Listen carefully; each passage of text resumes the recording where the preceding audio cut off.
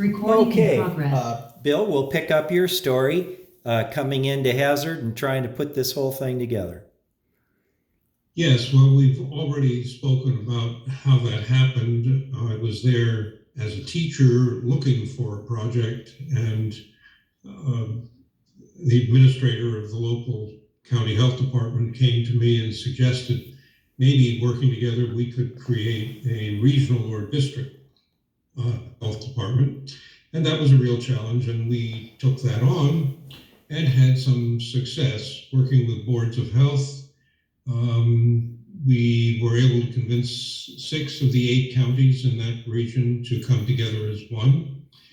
Once that happened, we got good support, as I think I mentioned before, from the state, including financial support and technical support in terms of meeting state regulations, getting the administration set up, etc. Ardith, could I ask you to slide 2 inches closer to your husband? Yeah, because see, it's a double shot at all times. Thank you. Thank you. And then locally, of course, we had to prepare ourselves to bring these various units together. They had different personnel policies, different salary ranges, different job descriptions. So there was a lot of administrative busy work to try to bring some unity out of all of that, some commonality out of all of it. We also needed to create a central office to oversee 6 others.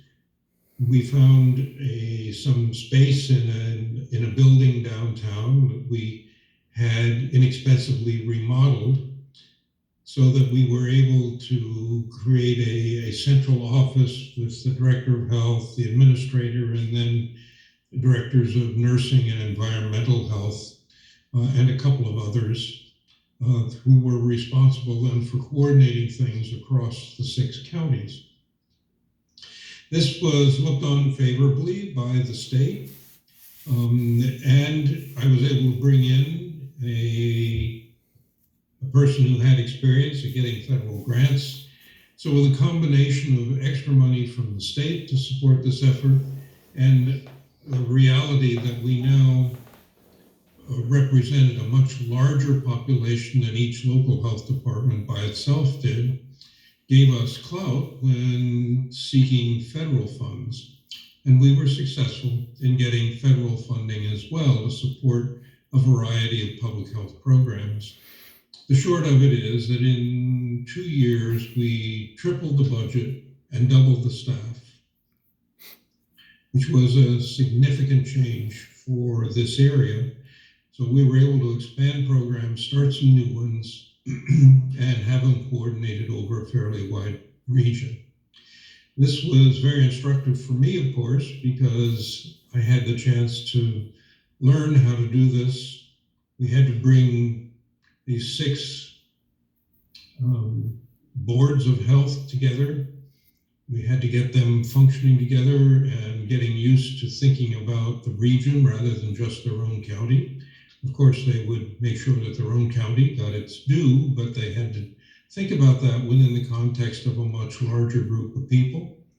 And I think they were a little suspicious and wary at the beginning, but as we went on and pulled this together and they saw the staff increasing, the salaries going up and evening out, and the programs expanding, they became very good partners and were very supportive of what we were doing. That taught me a lot about what public health departments were, at least in rural settings like this, and in small cities, small towns.